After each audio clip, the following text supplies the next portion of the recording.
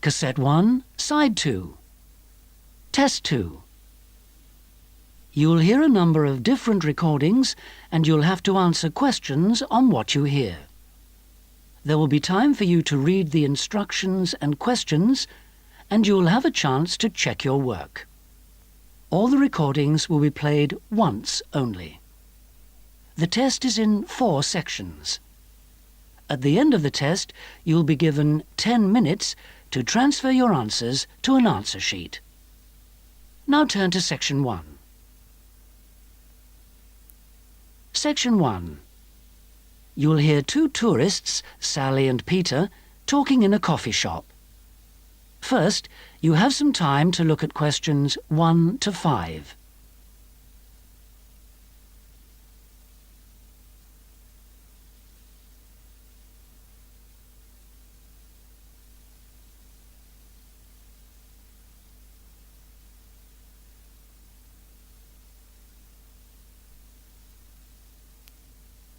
You'll see that there is an example that has been done for you.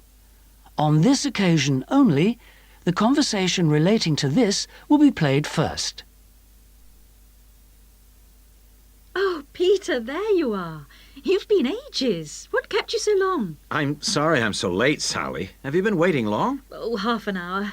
But it doesn't matter. I've had a coffee and I've been reading this guidebook for tourists.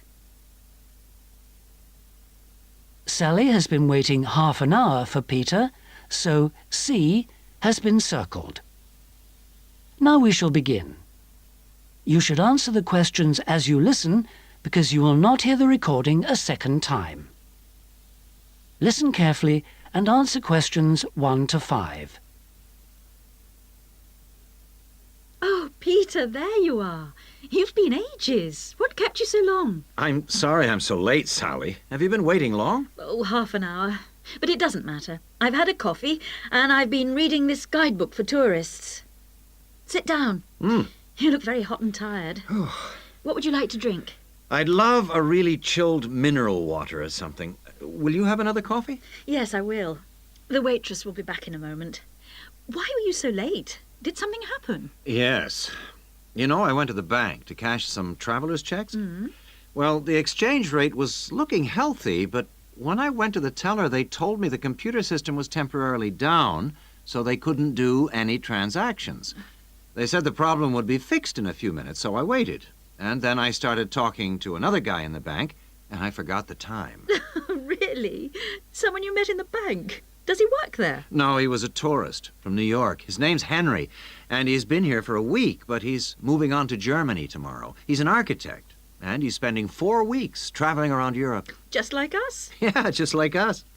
He told me the names of some places where we should eat. Great food and not too expensive, he said. Oh, and he also gave me this map of the bus system. He said he didn't need it anymore. Oh, that's useful. Pity he's moving on tomorrow. Ah, here's the waitress. Let's order. Do you want anything to eat, or shall we just have a drink? Well, I'm hungry, and we've got a lot of sightseeing to do, so let's just have a snack and a drink. Sounds good to me. Before you hear the rest of the conversation, you have some time to look at questions 6 to 10.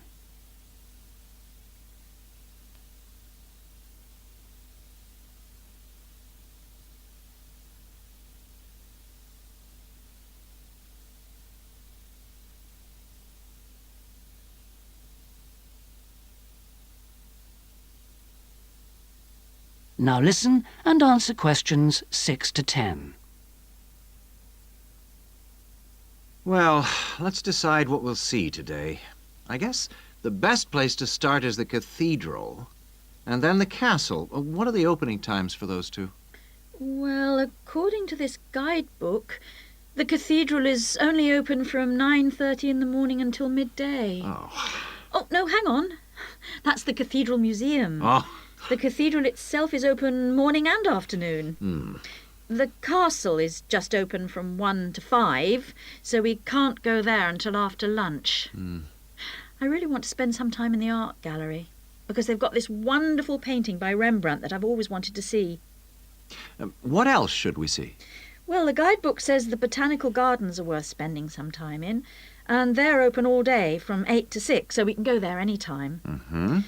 I'd like to go to the markets near the river too, but, oh, no, wait, that's only in the mornings too.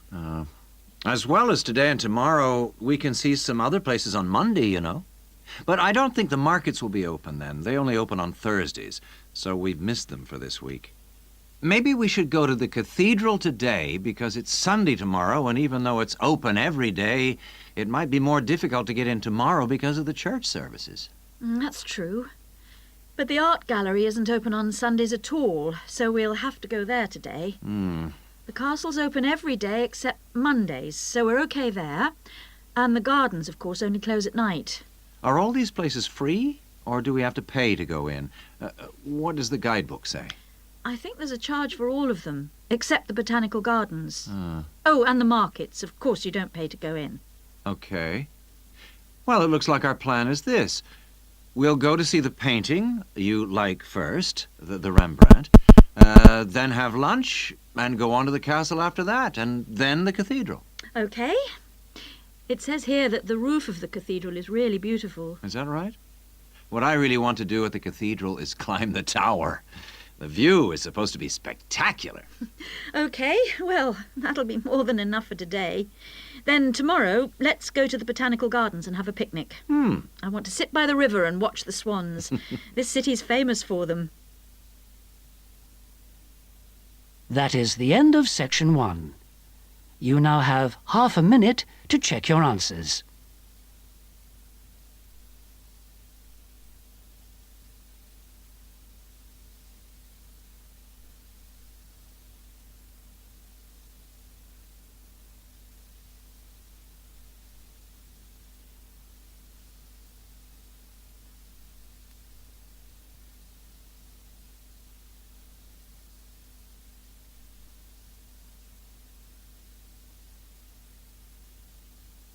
Now turn to section 2.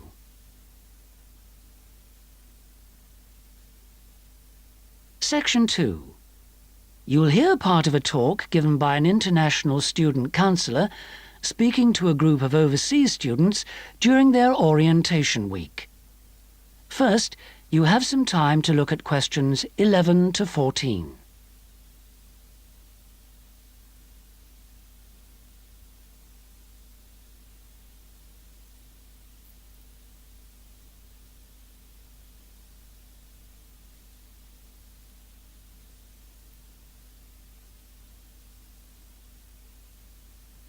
Now listen carefully and answer questions 11 to 14. So the counseling services we offer deal with any problems arising from your studies or in your life outside the university. Let's take academic counseling. If you're confused about subjects or how to combine them in your degree, then we can advise you and discuss the career you are aiming for so that you can see it all in context. We can also chase up your tutor if you're not getting proper feedback on how you are getting on in your subject. Besides help with academic problems, you may also need personal counseling. If you think you're already under stress, well, just wait till classes begin next week. You'll have to start adjusting to teaching and learning methods that may be unfamiliar to you, as well as the mounting pressure as the deadline for that first assignment creeps up on you. And, of course, you have to cope with all this without your usual social network. You know, the social contacts, family and friends you could normally rely on for help. All of this causes anxiety. Studying overseas can trigger a personal crisis. You may have left a lot of what you might call unfinished business back in your own country. Or you may have interrupted personal relationships or even sometimes have broken them off to come overseas. And so the student often feels lonely, unhappy, unmotivated, and unable to concentrate on studying. Or there may be other things bothering you. Our resident chaplain can offer you spiritual guidance if that's what you want. Or we can put you in touch with community groups that can provide you with social contacts and friendship. Before you hear the rest of the talk, you have some time to look at questions 15 to 20.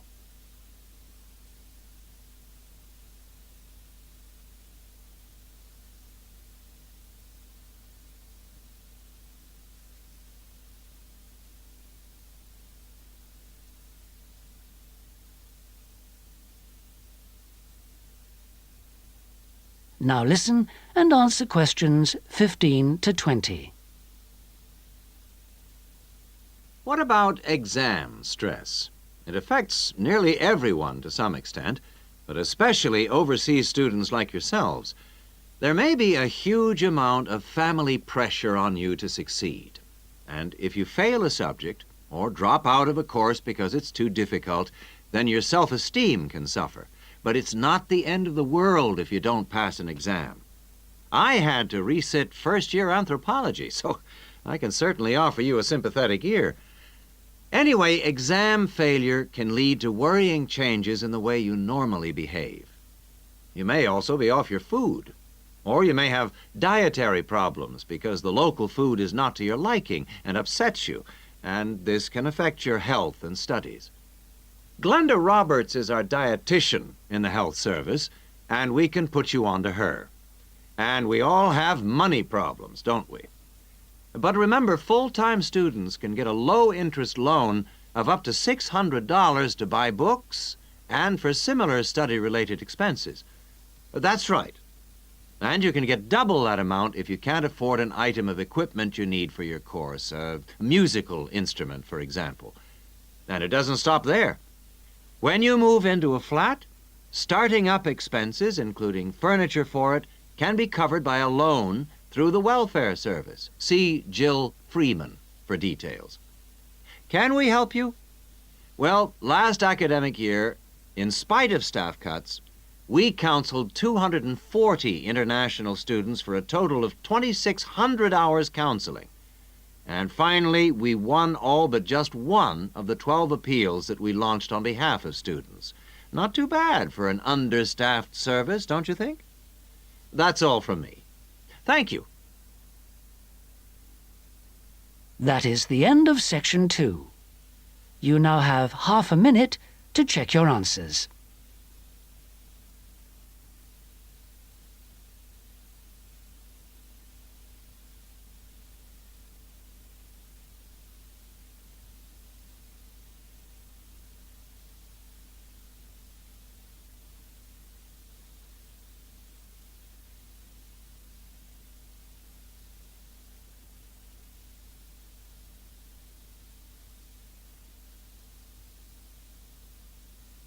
Now turn to section 3. Section 3. You'll hear 3 friends discussing an assignment they're going to work on together. First, you have some time to look at questions 21 to 26.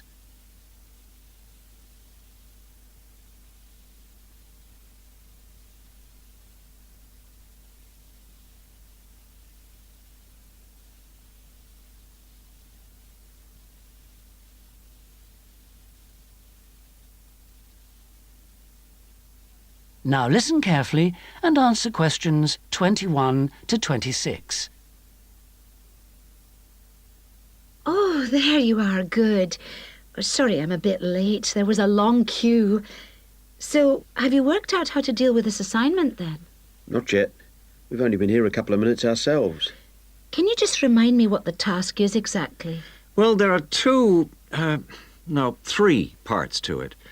First, we've got to write an essay about ways of collecting data. Then... What's the title of the essay exactly? I've got it here. Assess the 2 main methods of collecting data in social science research. And how much do we need to write? 1,500 words. That's for the essay. Then for the second part of the assignment, we have to choose one method of data collection and carry out a small-scale study, making appropriate use of the method chosen to gather data from at least 5 subjects. And then we have to write a report on the study? That's right, of 3,000 to 4,000 words. Did you get as far as discussing which form of data collection we should go for? Questionnaire or interview, isn't it? Yeah, I think we should use a questionnaire. It'll be so much less time-consuming than organising interviews, I reckon. Once we've agreed on the wording of it, we only have to send it out and wait for the responses. Yes, I think it probably would be quicker. But what did that article he gave us last week say about the quality of data from questionnaires? I'm pretty sure it recommended questionnaires as a source of highly reliable data. As long as you design the questionnaire properly in the first place, the data will be fine. No, I'm sure it talked about drawbacks as well, didn't it? Something about the response rate and the problems you get if it's too low? Yeah, but we only need data from 5 subjects anyway. Oh, I suppose so. Another drawback I remember it mentioned was that questionnaire data tends not to reveal anything unexpected because it is limited to the questions fixed in advance by the researcher. Come on, Rosa, this is only a practice. It's not meant to be real research, is it? Well, not sure about that. Before you hear the rest of the conversation, you have some time to look at questions 27 to 30.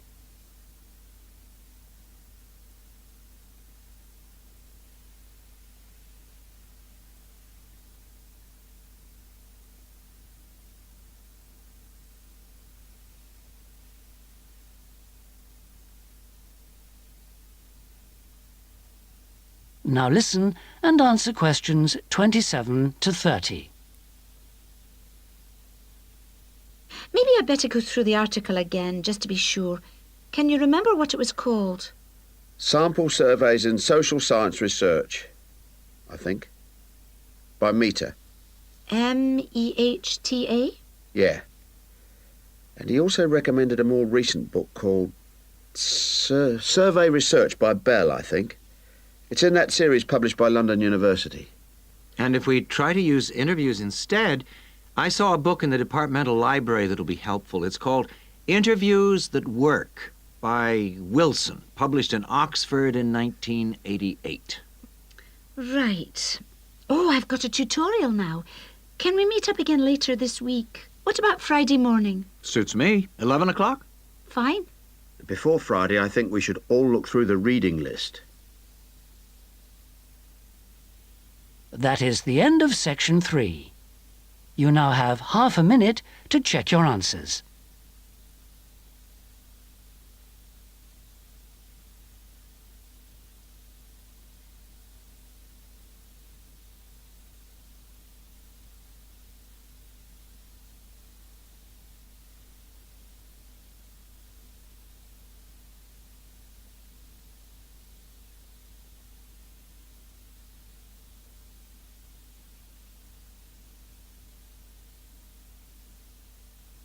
Now turn to section 4.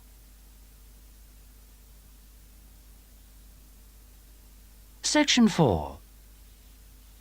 You'll hear the beginning of one lecture in a series of lectures about crime. First, you have some time to look at questions 31 to 40.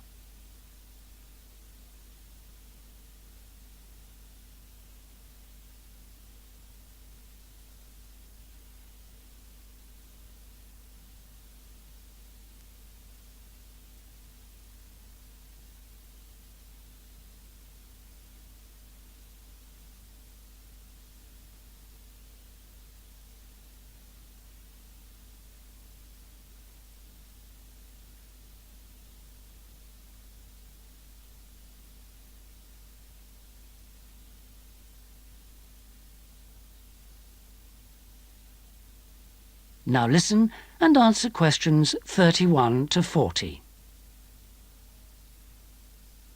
So far in these lectures, we've been looking at crimes like robbery and murder, both from a historical viewpoint and also in contemporary society. And we've seen that the preoccupation in Western society with crime and with lawlessness is part of a long and continuous tradition, rather than something which is new and unique to modern society. But over the past 70 years or so, there has been a massive increase in one type of crime, which is what's known as corporate crime.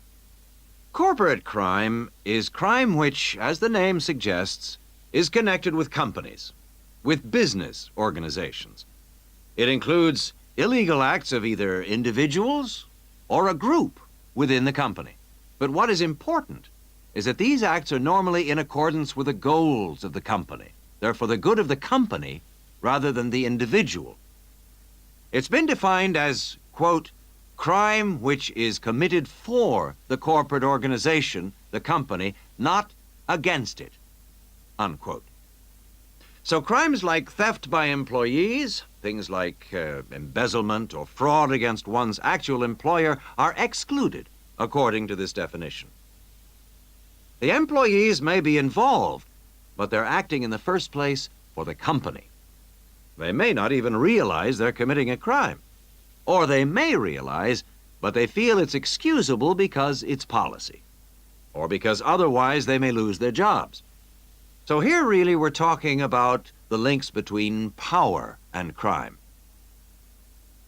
Now this is one area that much less is generally known about than conventional or traditional crime. It has been relatively ignored by the mass media. For example, it tends to be underreported in comparison with conventional crime in news broadcasts and in crime serials and films and so on. They very rarely deal with corporate crime. And it also tends to be ignored in academic circles. There's been far more research on conventional crime and far more data is available. There are several reasons for this lack of interest in corporate crime compared with other types of crime. It's often very complex, whereas with conventional crime, it's usually possible to follow what's going on without specialist knowledge. As well as this, whereas conventional crime usually has a lot of human interest, corporate crime often has much less. The third reason, and possibly the most significant one, is that very often the victims are unaware. They think their misfortune is an accident, or that it's the fault of no one in particular. They're unaware that they've been victims of a crime. So when we look at the effects of corporate crime, we may find it's very difficult to assess the costs. But these costs can be very considerable in both their economic and social aspects.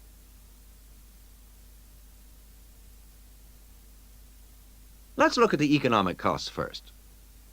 For example, if a company is producing fruit juice and it dilutes its product so that it's just a little below the concentration it should be, many millions of people may be paying a small amount extra for their carton of orange juice.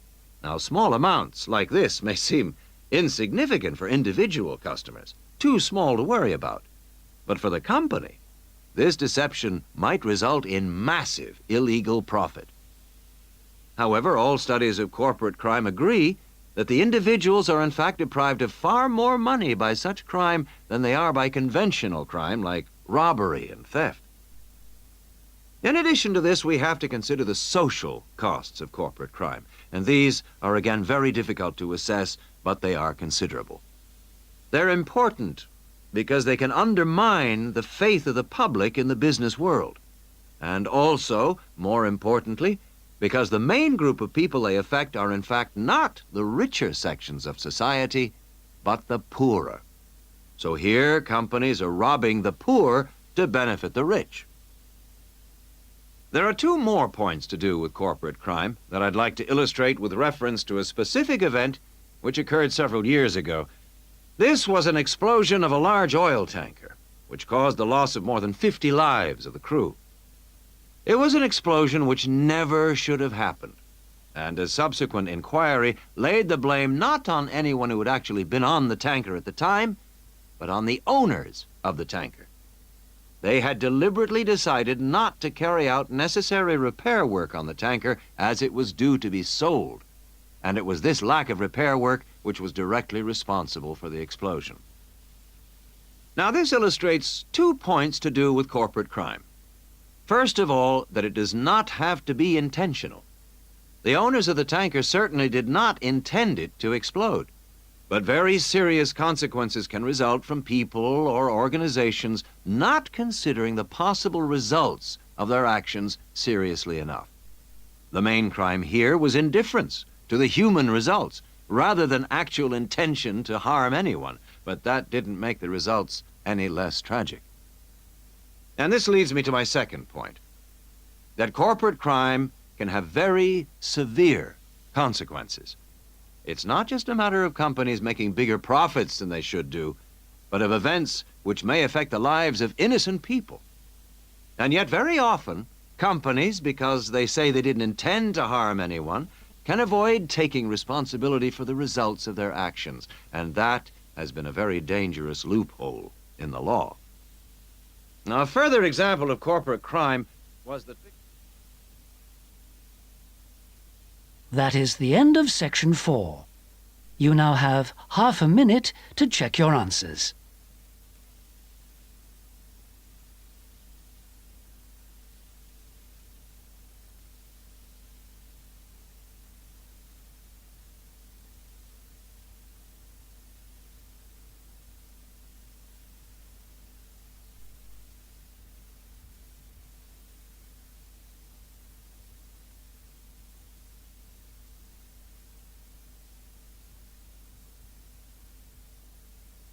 That is the end of the listening test.